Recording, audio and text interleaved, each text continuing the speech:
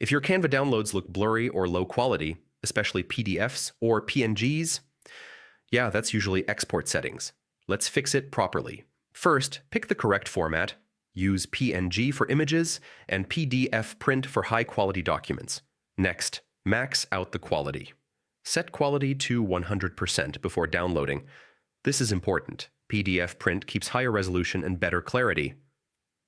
For print designs, enable bleed.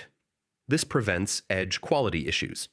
Make sure your design size is large enough. Small canvas sizes will always export lower quality. Low-quality images ruin exports. Use HD graphics and avoid stretched images. Don't compress too much. High compression reduces sharpness. Here's a pro tip. Upscale your export. Download at 2 times size for sharper results.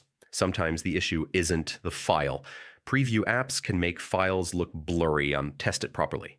So use PNG or PDF print. Max quality, upscale your export, and use high-res elements. That's how you fix Canva export quality loss completely.